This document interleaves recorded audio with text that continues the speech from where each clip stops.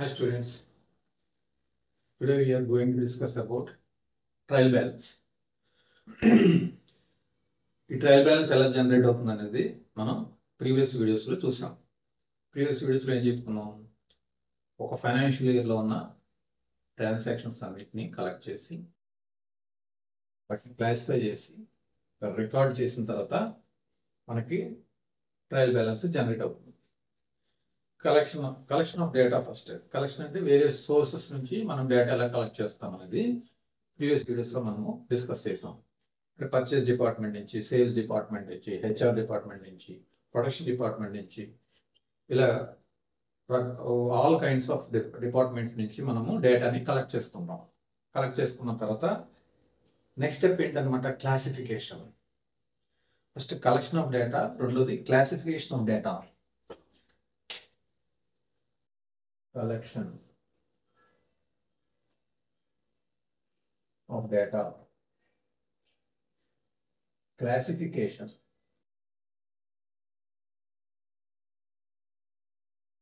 data. Financial ఇయర్లో ఉన్న transactions సంబంధించిన డేటాని వేరే సోర్సెస్ నుంచి కలెక్ట్ చేస్తాం. దాన్ని కలెక్షన్ ఆఫ్ డేటా అంటారు.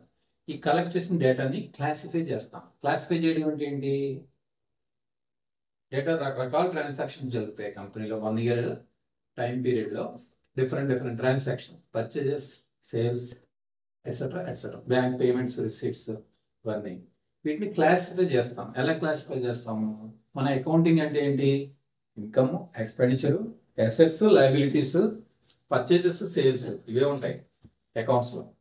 ఈ ట్రాన్సాక్షన్స్ అన్నీ కూడా ఏవి ఇన్కమ్ రిలేటెడ్ ట్రాన్సాక్షన్స్, ఏది ఎక్స్పెండిచర్ రిలేటెడ్ ట్రాన్సాక్షన్స్, ఏవి అసెట్స్, ఏవి లయబిలిటీస్, ఏవి పర్చేజెస్, ఏవి సేల్స్ అనేది మనము క్లాసిఫై చేస్తాం. క్లాసిఫై చేసిన తర్వాత మనకి డేటా, ఈ క్లాసిఫికేషన్ ప్రకారం డేటాని మనం అరేంజ్ చేసుకుంటాం. ఈ డాక్యుమెంట్స్ అన్ని పర్చేజ్ సంబంధించి పర్చేజ్ బిల్స్ ఉంటాయి, జిఆర్ఎన్స్ ఉంటాయి, గేట్వే బిల్స్ ఉంటాయి, తర్వాత రకరకాల పర్చేజ్ సంబంధించిన ఆల్ డేటా ఉంటుంది అనమాట. అలాగే సేల్స్ సంబంధించిన data, expenditure, income, assets, liabilities అన్నీ మనము డేటాని రెడీ చేసి పెట్టుకుంటాం. ఇలా క్లాసిఫై చేసిన డేటాని ఏం చేస్తాం అనమాట, మనము సాఫ్ట్వేర్లో, అకౌంటింగ్ సాఫ్ట్వేర్లో రికార్డ్ చేస్తాం. రికార్డ్ చేసిన తర్వాత మనకేమవుతుంది అనమాట, రికార్డ్ ఎలా చేస్తాం, జర్నల్ ఎంట్రీస్ ద్వారా, డ్యూయల్ ఆస్పెక్ట్ కాన్సెప్ట్ ద్వారా రికార్డ్ చేస్తాం. ఈ డ్యూయల్ ఆస్పెక్ట్ కాన్సెప్ట్ అనేది చాలా గ్రేట్ కాన్సెప్ట్. మొత్తం అకౌంటింగ్ మొత్తం దాని మీదే బేస్ అయ్యి ఉంటుంది. డ్యూయల్ ఆస్పెక్ట్ కాన్సెప్ట్ అంటే ఏంటి, debit, credit. For every transactions there is debit and credit. ప్రతి ట్రాన్సాక్షన్కి ఒక డెబిట్ ఉంటుంది, ఒక క్రెడిట్ ఉంటుంది. ఒకచోట డెబిట్ అయితే ఇంకొకచోట క్రెడిట్ అవుతుంది. అది డ్యూయల్ ఆస్పెక్ట్ కాన్సెప్ట్. ఒక ట్రాన్సాక్షన్స్కి ఒక డెబిట్, క్రెడిట్ రెండు ఉంటాయి అన్నమాట. దాన్ని డ్యూయల్ ఆస్పెక్ట్ కాన్సెప్ట్ అంటాం. ఒక ట్రాన్సాక్షన్ రికార్డ్ చేయాలంటే డెబిట్, క్రెడిట్, అంటే ఒక లెడ్జర్లో డెబిట్ అయితే ఇంకో లెడ్జర్లో క్రెడిట్ అవుతుంది. దానివల్ల అలా చేయడం వల్ల మనకి ఈ రేటింగ్న ఈ ట్రయల్ బ్యాలెన్స్ జనరేట్ అవుతుంది. ట్రయల్ బ్యాలెన్స్లో చూడండి, అన్ని డెబిట్స్, క్రెడిట్స్ ఉన్నాయి. ప్రతి డెబిట్, క్రెడిట్ ఉంటుంది. ఫైనల్గా ట్రయల్ బ్యాలెన్స్ టోటల్ మ్యాచ్ అవుతుంది అనమాట, ఈక్వల్గా ఉంటుంది. ఎందుకు, ప్రతి డెబిట్కి 100 రూపాయలు డెబిట్ చేస్తే ఇంకో 100 రూపాయలు ఆటోమేటిక్ క్రెడిట్ అయిపోతుంది. కాబట్టి trial balance, all debits, all credits match అయిపోతాయి. ఇలా ట్రయల్ బ్యాలెన్స్ జనరేట్ అయింది. ట్రయల్ బ్యాలెన్స్ జనరేట్ అయితే ట్రయల్ బ్యాలెన్స్ ద్వారా మనం ఏం తెలుసుకుంటాం, ఇక్కడ కలెక్షన్ ఆఫ్ డేటా అయింది, క్లాసిఫికేషన్ ఆఫ్ డేటా అయింది, మూడోది సమ్మరైజేషన్.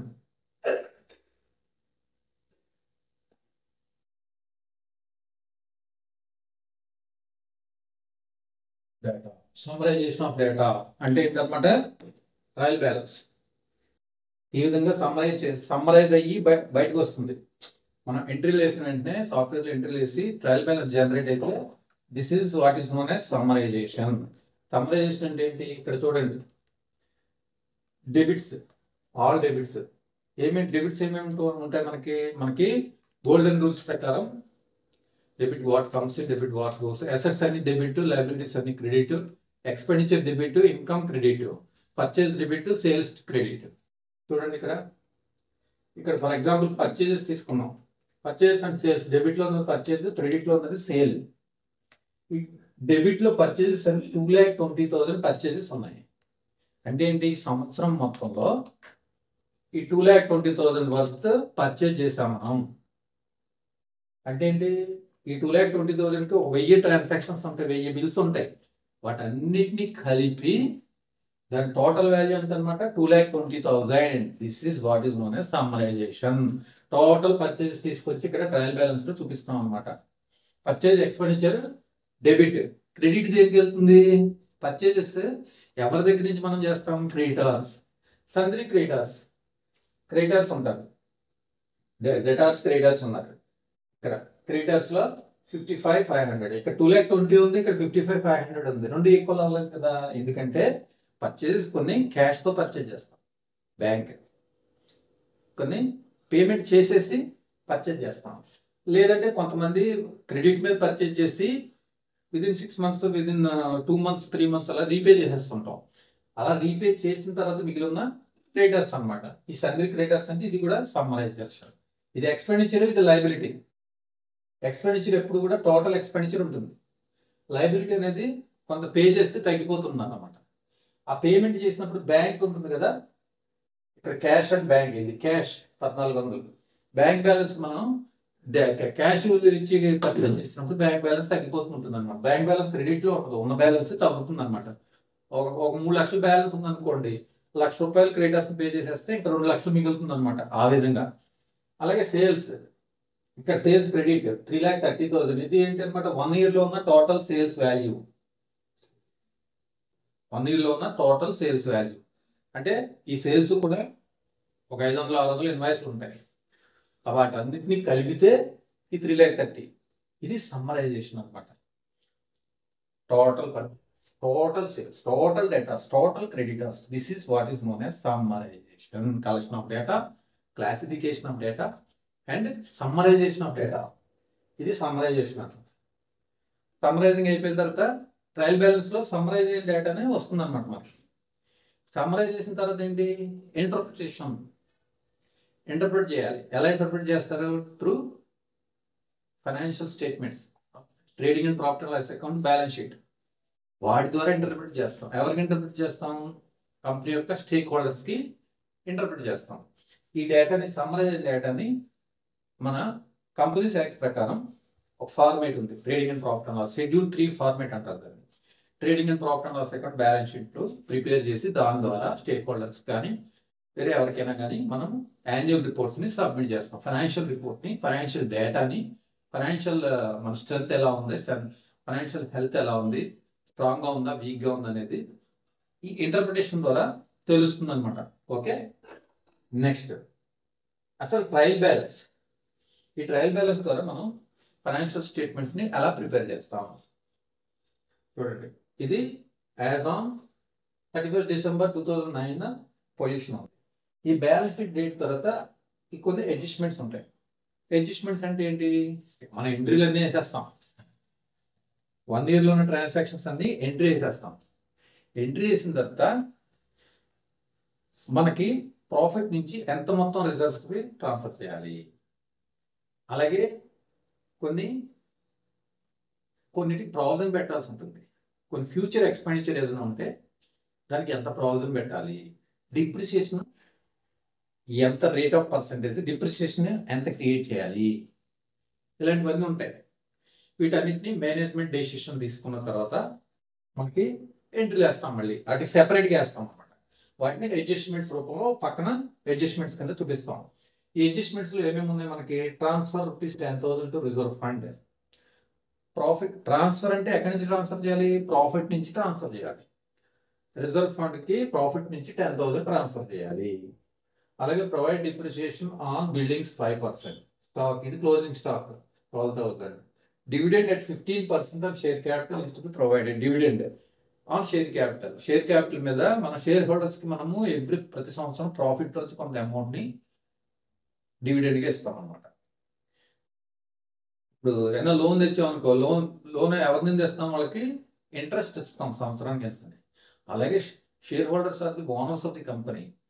వాళ్ళకి ప్రాఫిట్ లోంచి కొంత మొత్తాన్ని కొంత పర్సంటేజ్ డివిడెండ్గా ఇస్తామన్నమాట. అది వాళ్ళకు వచ్చే ఇన్కమ్. అలాగే next depreciation on plant and machinery 10%. Plant and machinery మీద అసెట్స్ మీద 10% డిప్రిసియేషన్ ప్రొవైడ్ చేయాలి. ఇక్కడ ట్రయల్ బ్యాలెన్స్ చూద్దాం ఒకసారి. షేర్ క్యాపిటల్ 80,000 అంటే దీనికి ఎంట్రీ పడిపోయింది. ట్రయల్ బ్యాలెన్స్లోకి వచ్చిన అన్నిటికీ ఆల్రెడీ ఎంట్రీలు పాస్ చేసాం. మన సాఫ్ట్వేర్లో ఎంట్రీలు పాస్ చేసాం. ఎంట్రీలు పాస్ చేసిన తర్వాతే ట్రయల్ బ్యాలెన్స్ జనరేట్ అవుతుంది. కానీ అడ్జస్ట్మెంట్స్ అనేది ఎంట్రీలు ఏమి వేయలేదు, వెయ్యాలి ఇప్పుడు. ఓకే, షేర్ క్యాపిటల్ 80,000 ఎంట్రీ పడిపోయింది. అలాగే ఇదేంటి స్టాక్ ఆన్ 1st January 2009 51,000. ఇది ఓపెనింగ్ స్టాక్ అనమాట. తర్వాత purchases and sales, debit purchases, credit sales, returns. ఇవి డెబిట్లో ఉన్నాయంటే ఏ రిటర్న్స్ అనమాట?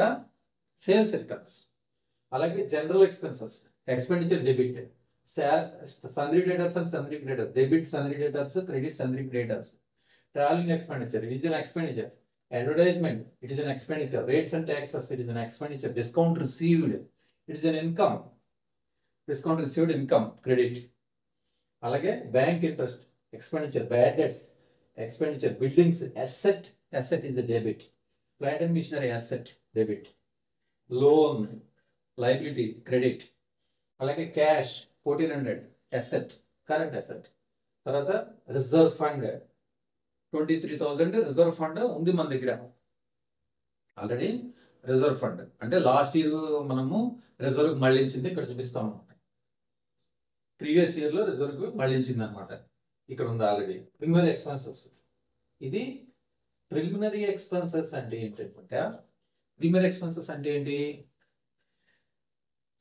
ఎక్స్పెండిచర్గా చూపిస్తాం కానీ డెబిట్ చేస్తాం, కానీ it is an asset.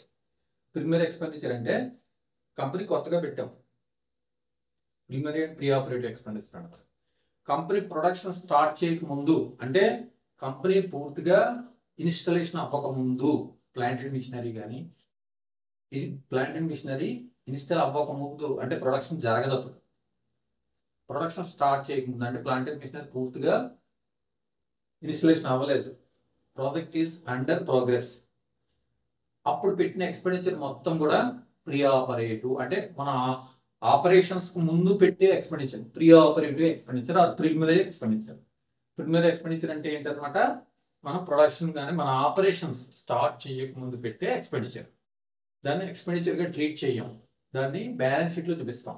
Preliminary expenses డెబిట్లో ఉందంటే ఇట్ ఇస్ అన్ అసెట్. దీన్ని బ్యాలెన్స్ షీట్లో చూపించి మనము అసెట్స్ ఎప్పుడైతే క్యాపిటలైజ్ చేస్తామో, మొత్తం ప్రాజెక్ట్ కంప్లీట్ అయిపోయింది, అన్ని ప్లాంట్ అండ్ మిషనరీ ఇన్స్టాల్ అయిపోయిన, ప్రొడక్షన్ స్టార్ట్ చేసేస్తాం.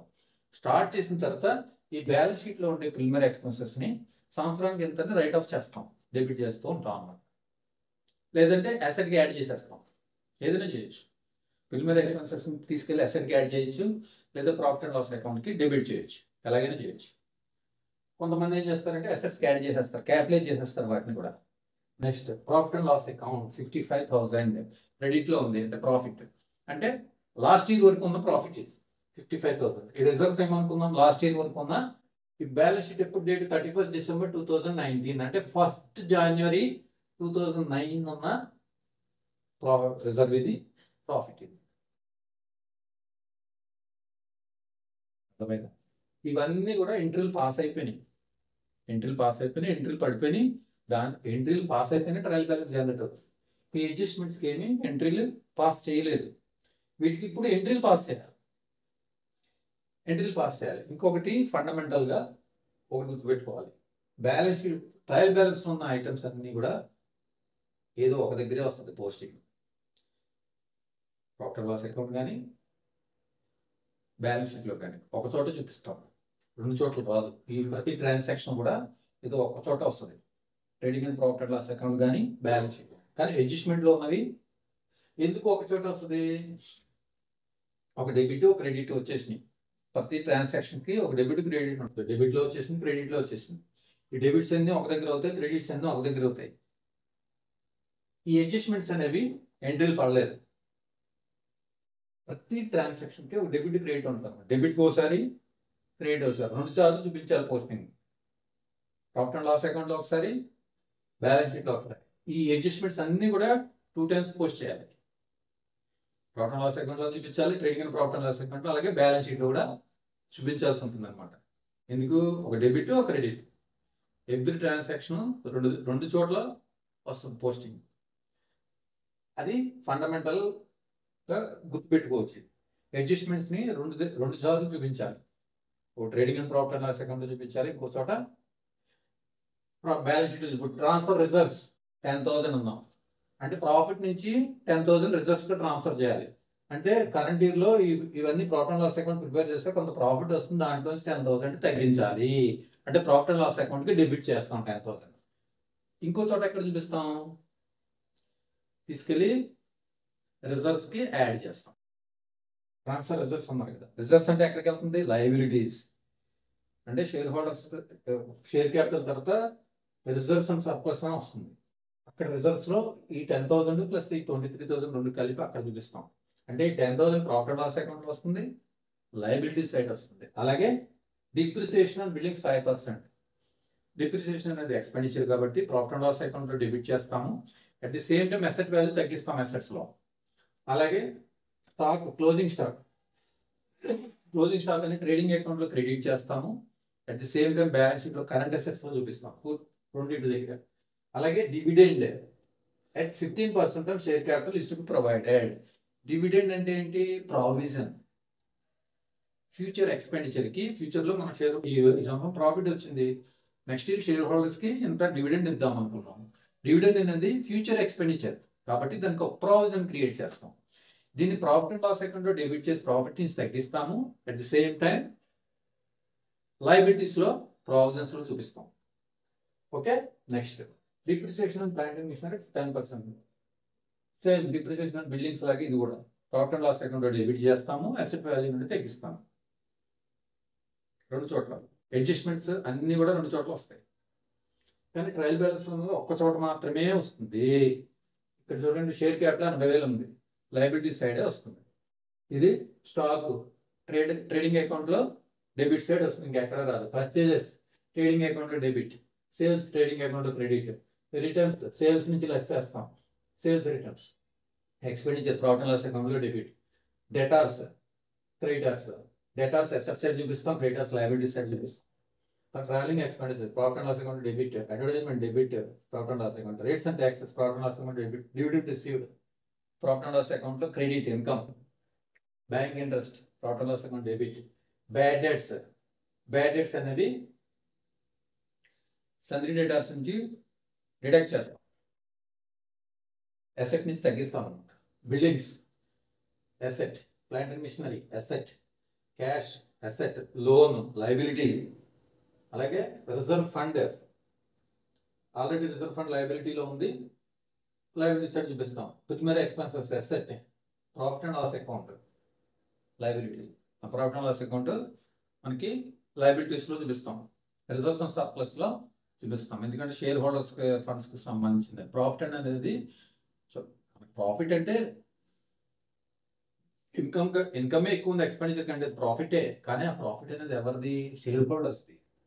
కాబట్టి share holders funds share capital ఎక్కడ ఉందో అక్కడ తీసుకెళ్లి రిజర్వ్స్ అండ్ సర్ప్లస్ కింద షేర్ క్యాపిటల్కి యాడ్ చేస్తాం అన్నమాట. అది ఇప్పుడు ఏంటంటే collection of data, classification of data, recording of data and summarising the data. Summarising trial balance generate, trial బ్యాలెన్సే సమ్మరైజేషన్. దీని తర్వాత interpretation trading and profit and loss account and balance sheet. అది ఎలా ప్రిపేర్ చేయాలి, ఎలా ఇంటర్ప్రిట్ చేయాలి అనేది మనం తర్వాత వీడియోలో తెలుసుకుందాం. Thank you.